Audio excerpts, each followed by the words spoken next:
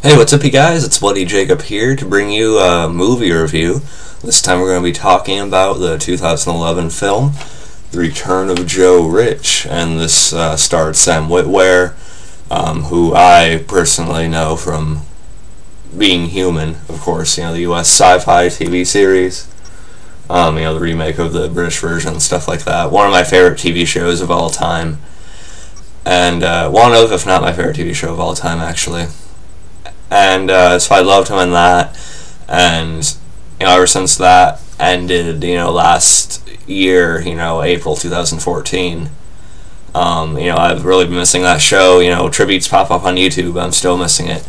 And this movie was actually made and released the same year as the first season of Being Human, and I was just kind of curious to see him in something else, so I picked up this movie quite a while ago. I just haven't gotten around to reviewing it. It's been hard for me. I know I haven't done a movie review in general for a while, because lately, I do a video on The Walking Dead every week talking about each episode, and, things like that connected to other shows sometimes. I've been off and on with other TV series, but and also because, when I usually have free time, I'm either doing something else or I'm trying to catch up on the Vampire Diaries, and I'm still not caught up on that at all. I'm like, the next episode I have to watch is like season 3, episode 11. And you guys know there are 22 episodes per season, and there are 5 out on DVD right now that I have. And of course I have to see some of season 6 that I've missed too. So I have quite a bit more to watch of that, so hence why I haven't had any extra free time to watch movies I've picked up, like this one and Hellion or Helion with Aaron Paul. Still need to watch that. But yeah, I did actually choose to watch this one last night to give myself a bit of a break from the diaries. And I was just sort of in a Being Human mood too, so I wanted to see him in this, I guess.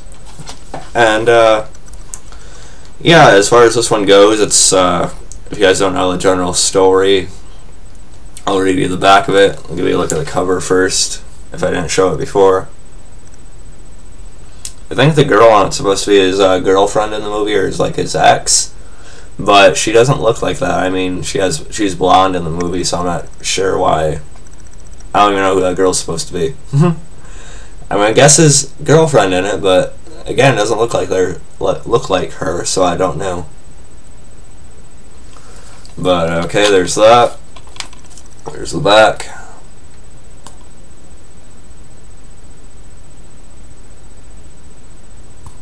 Of course, and also stars Armand Santi and Talia Shire.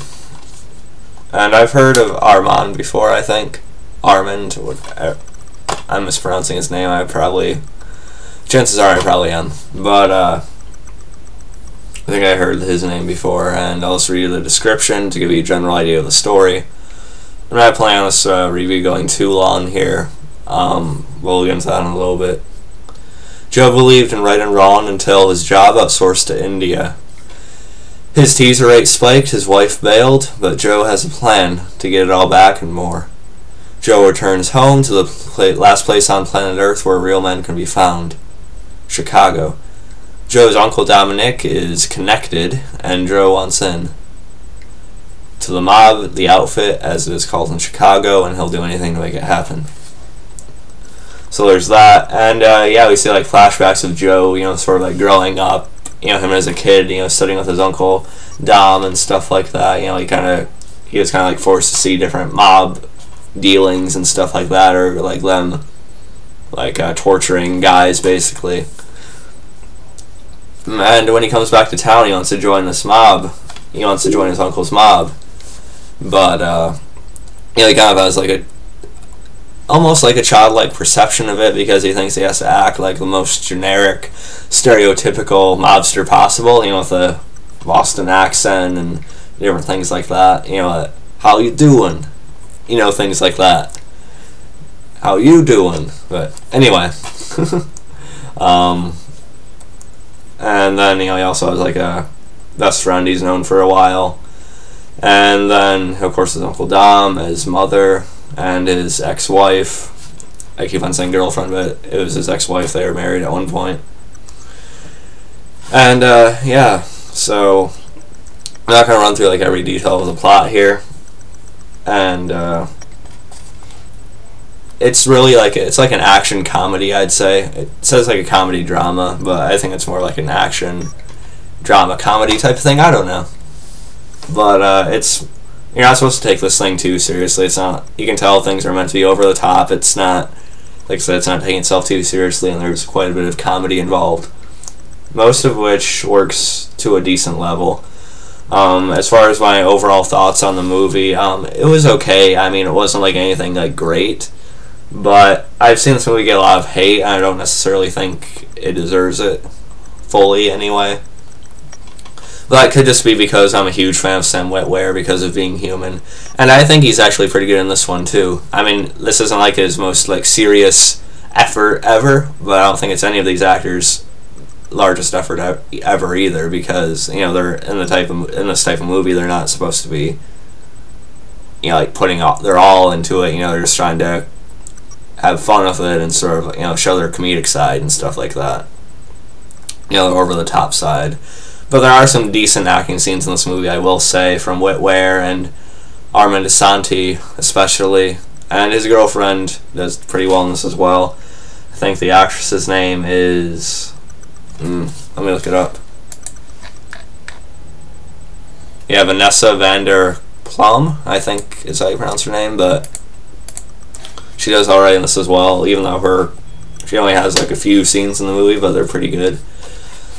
And Sam Witwer just sort of exudes his like charisma as an actor. I think he can put him into like, I like him well enough that I think he can put him into any role, and he'll like really try to, you know, put a flair into it, and he does that here. So I like that a lot. Main reason I got this was obviously for him, so that pays off for the most part. And yeah, some of the best comedy bits are when Joe actually finally persuades Uncle Dom to, you know, give him a chance and, you know, let him try and do some stuff for his mob. And, you know, like the first mission him and his friend go on, you know, they screw up and the guy starts running off, and then Joe can't actually kill him, so he lets him go. And then there's another one where Joe takes out a guy in a parking lot, and then he starts like dancing and stuff like that, and he kind of freaks the guy out, so that's kind of funny. And there are a lot of other instances like that, you know, like him and his friend gun training, and, you know, just quite a few others. I was tired last night, so I was sort of like drifting off during the movie, I'll admit. But the ending for this actually took a pretty serious turn.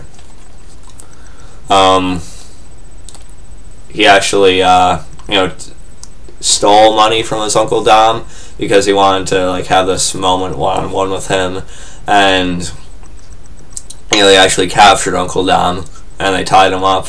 And what happened was that Uncle Dom actually, you know, he kind of like did some quick elbows and, you know, took out Joe's friend, which was pretty brutal actually. I'm surprised he moved so fast. But and, you know, and Joe and Dom were kind of holding each other at gunpoint, and except, you know, Dom kept on knocking the gun out of Joe's hand because Joe, like his friends and even Dom, keeps on telling him, you know, he's a square. And Joe, you know, took that as an offense, but what Dom was basically trying to tell him with calling him a square is that, you know, he's not really meant for this life. You know, he wants, you know, him to go on a different path and stuff like that. You know, he's not his father and different things of that nature. And Joe actually looks like he's about to be killed by Dom until his friend shoots Dom quite a few times from behind, and before he's able to shoot Joe. But the thing is, we find out later that Joe actually wanted Dom to kill him there, you know, because he wanted to be like killed by a real man, you know, because he actually still had a lot of respect for his uncle, and he actually wanted to die right there. So he's like debating whether or not to kill his friend after that, but he didn't. And then I thought that was it for the movie, but it turns out like one of the other older guys who used to work with Dom, you know, would sit around the table and stuff. You know, he actually tried to set up Joe to kill him. You know, he like held Joe's friend hostage, and then they were going to meet up to give each other the money. And but Joe, before he went to that meeting, he actually brought the money back to his ex-wife. You know, he was sort of like going back on and off again with when he returned. You know, he still have quite a bit of love for each other, but he actually left her with the money. And I'm not sure if he did this because he was going to move into the mob life more and he wanted to sort of like keep her out of it, or if he was going to like come back for her eventually. They kind of went back and forth on that, so it could go either way, I guess. But he left her with the actual bag of money, and you know, he just had like a fake bag with, you know, just random stuff put into it. But Joe was about to be shot by the guy hiding in the car who held his friend hostage. But when the guy came out of the car to shoot Joe, his gun actually jammed. And then Joe actually turned around and did like a really cool boom, boom, boom. And he actually killed the guy pretty easily. So that was really cool. So yes, Joe, besides, you know, like trying as hard as he can to be a badass mobster, he failed quite a lot in this movie in some hilarious and embarrassing ways. But at the end, he had this really badass moment. I feel like the switch finally flipped for him, and he can really be this mobster he's been striving so hard to be. And they say a lot in the movie, you know, it's not like a glamorous life and stuff like that. You know, they kind of take shots at, you know, a show like The Sopranos and stuff like that. I've never seen The Sopranos, but I know that was one of like the pioneers for great TV years ago. And I imagine there were some darker times on that show, no question. So I'm not really sure if them going after that show is warranted or not. But again, I haven't seen it myself personally, so I can't really say either way. But yeah, so that ending is really good. And, you know, it shows Joe sort of getting in the car, and, you know, he kind of has that look about him, like I said, you know, maybe he'll be the next higher up in the mob, I don't know. But, yeah, there are some, you know, details of the plot I missed. You know, there's, I apologize. I'm not very, I don't know, never mind. Anyway, you know, there's a hilarious scene of, you know, Sam Witwer, you know, Joe, he's in the bathroom sort of like aiming guns, and he keeps on, you know, having himself get hit and stuff like that, and his mom's asking what's going on. It's kind of funny. You know, he's looking at himself in the mirror and stuff like that. But yeah, like I said, that's all I really want to say about the movie story and stuff. Yeah, that's pretty much it for this review. Overall, I want to say that Sam Witwer was pretty entertaining in this. If you're a fan of him, you'll find a wee bit of enjoyment out of this movie, I think. That's why I went to it for, and he definitely has a pretty entertaining performance. It's not like his Aidan role, but it's not trying to be his Aidan role either. So, yeah, it's a different role for him, and I think he does as well as he really could have in it, given the style of the movie.